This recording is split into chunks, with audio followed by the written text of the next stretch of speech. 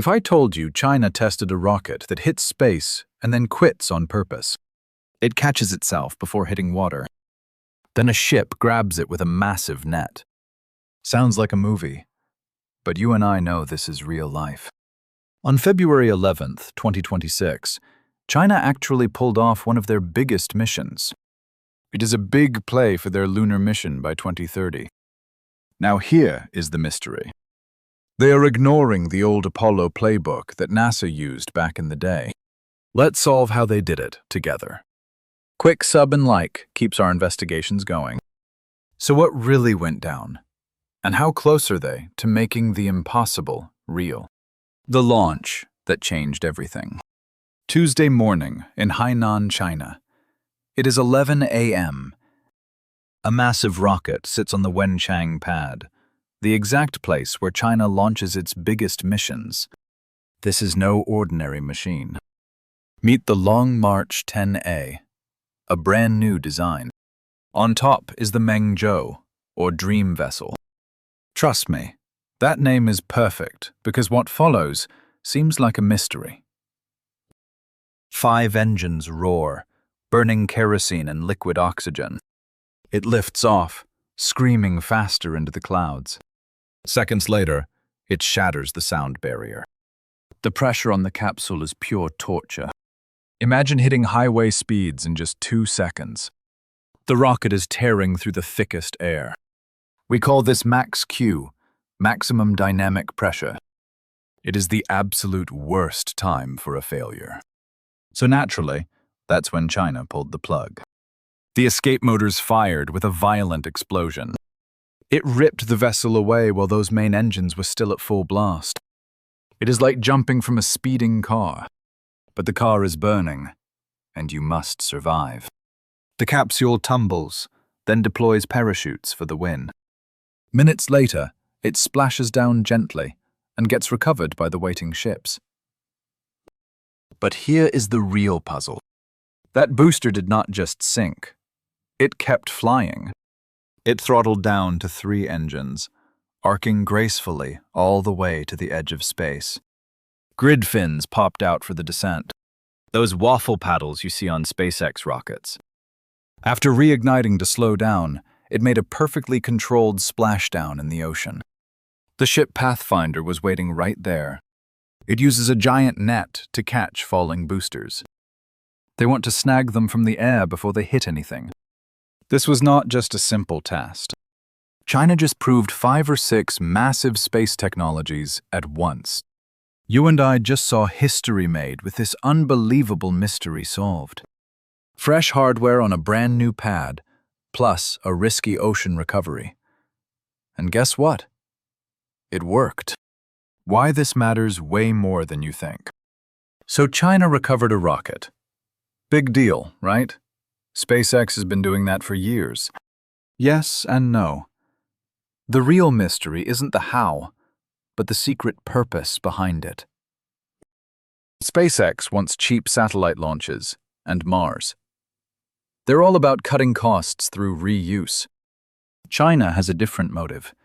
They're building this system for one single, massive goal: putting boots on the moon and bringing those people home safely. And trust me, they aren't just talking about it. They are actively building and testing the real hardware right now. Let's look at what landing humans on the moon actually takes. Forget low Earth orbit. The moon is 380,000 kilometers away. That is far. That is like driving around the entire planet 9.5 times.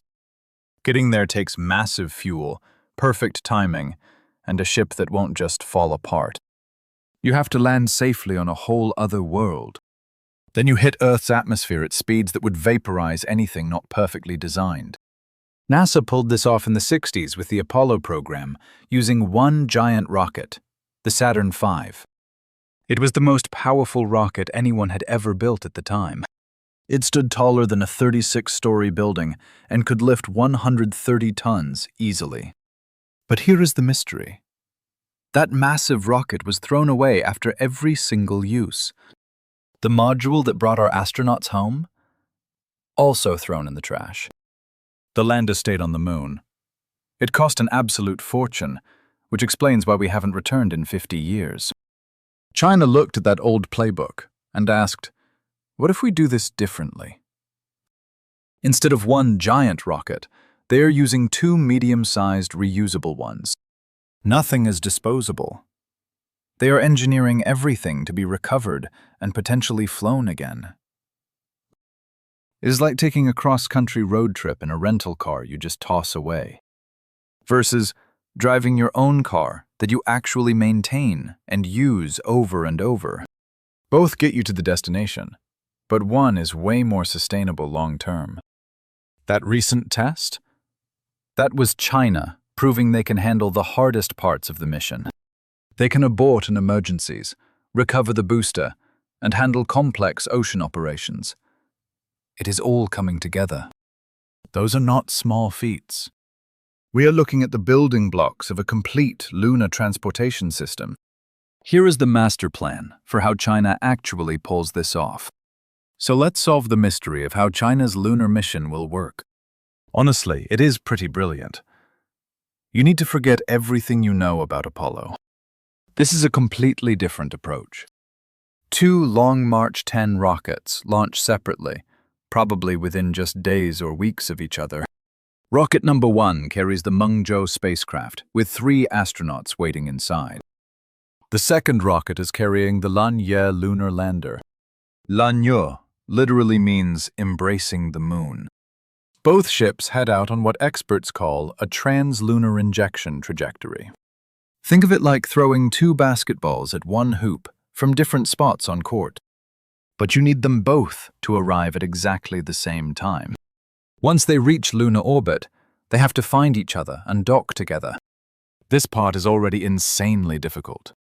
You are matching speeds between 2 objects orbiting another world, 380,000 kilometers from home. If things go sideways out there, no one is coming to help. You are on your own. After docking, 2 astronauts move into the Lunar lander, while their buddy stays behind in lunar orbit. The duo undocks and fires up the lander engines, and begin the long drop to the moon. This is the scary part. The moon has 0 air for parachutes to work. It is all rockets and reflexes to dodge those giant moon craters. Slip up once and you are a crater at hundreds of kilometers per hour. But if they stick the landing, they will be there for hours or days. They will hop out in those shiny new lunar suits, plant the flag, and start doing some science. Grab some dirt and maybe take the rover for a spin. Low gravity means those bulky suits feel light as a feather out there. They can hop around while their ride home orbits overhead, waiting for them. Once the mission is done, they climb back into the lander. Seal the door and fire the engines back up. They blast off to chase down their ship for a high-stakes docking. They reunite and bring all those moon rocks back on board. Lock everything down and ditch the lander for good. One last engine burn, and it is time to head back home. Now, let us look at the technical mystery. Re-entry from the moon is way crazier than coming from low orbit. You hit the atmosphere at 11 kilometers per second. Pure speed. That is 40,000 kilometers per hour, hot enough to melt steel. To survive the heat, they use a clever skip re-entry. The ship dips into the air, catches some air to slow down, then bounces off like a stone on water. It dives back in for the final drop, keeping things cool and accurate. Finally, chutes pop, and they splash down right where the ships are waiting. If it works, China pulls off the ultimate moon mission and returns home safely. Only the Americans have done this, and not since 1972. That was over 50 years ago. Think about it. An entire generation has never seen a person walk on the moon. This hardware is the real secret behind it. Let us unpack the engineering, because the hardware behind this plan is next level. The Long March-10 is how China solves the heavy lift challenge. It is built for lunar missions, carrying 27 tons of gear all the way to the moon. Imagine the weight of 4 giant elephants. That is what we are talking about. Those YF-100K engines provide all the muscle. They produce massive thrust, with a fuel mix that is surprisingly clean. But here is the real kicker. They want this rocket to be fully reusable. No one has ever done that for a moon mission. The Mengzhou ship is where the crew will live most of the time. It is the primary survival pod that keeps them alive on that long space journey. Here's the clue. It's bigger and more advanced than China's current spacecraft. For low Earth orbit missions, this Mengzhou craft can haul 7 astronauts. That's more than the capacity of the Apollo module and the space shuttle. On moon trips, it shifts to 3 astronauts, packed with survival gear.